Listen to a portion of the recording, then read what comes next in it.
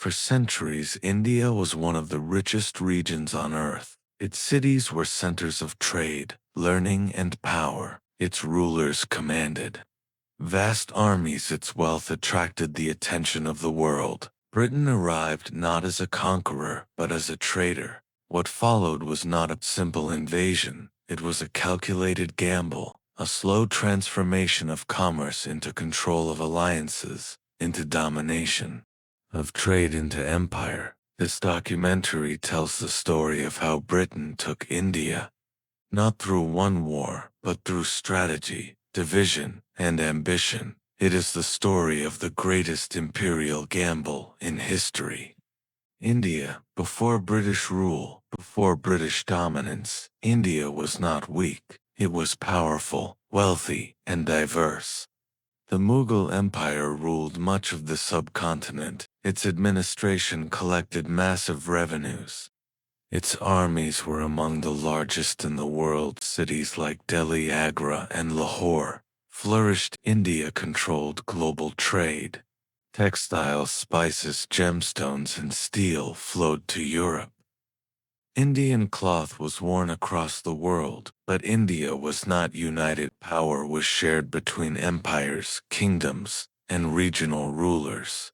The Mughal system depended on loyalty. When central authority weakened, cracks began to form. These divisions created opportunity. European powers arrived by sea. Portuguese, Dutch, French, and British merchants competed, but one company would gamble everything: the British East India Company. The company that bet on an empire. The East India Company was not an army, it was a business. Its goal was profit, not rule. But profit required influence, and influence required force. The company built forts along the coast: Calcutta, Madras, Bombay. They hired private armies, mostly Indian soldiers, known as sepoys.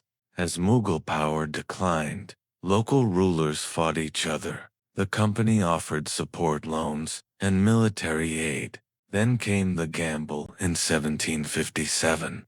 At the Battle of Plassey, a small company force defeated a far larger Indian army, not through strength, but betrayal. Allies were bribed, commanders switched sides. Victory was purchased. From that moment, trade turned into control. The company now ruled Bengal, one of the richest regions on earth. A corporation had conquered a kingdom. Rule through division and force. British expansion did not happen overnight. It was slow, calculated, and relentless. The company avoided large wars when possible. Instead, it used treaties, debt, and rivalries. Indian rulers were isolated, set against one another, undermined from within. Where diplomacy failed, force followed. Company armies marched across India, defeating Mysore, the Marathas, and regional powers. Each victory expanded British influence. Taxes were collected, land systems were changed. Wealth flowed to Britain, but the cost was immense. Famine spread. Local industries collapsed. Millions suffered. The company ruled India like a balance sheet. By the early 19th century, a trading company controlled an entire subcontinent, but resentment was growing. The revolt that changed everything in 1857, the gamble nearly failed. Indian soldiers rose in rebellions, sparked by anger, humiliation, and fear. The uprising spread rapidly. Cities fell. British control was threatened. The rebellion was brutally crushed with violence on both sides, but its impact was permanent. The British government intervened. The East India Company was dissolved. India came under direct crown rule. The British Empire now ruled India openly. Railways were built. The army was reorganized. Britain called it order. India was now the jewel of the British Empire, the greatest gamble, and its legacy. Britain had gambled everything.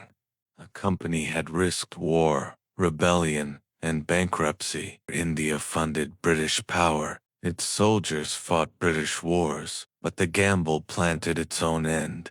Economic exploitation created resistance. By the 20th century, civil resistance. In 1947, the greatest imperial gamble had ended. What began as trade became conquest. What became empire ended in independence. This is how Britain took India, not in one moment,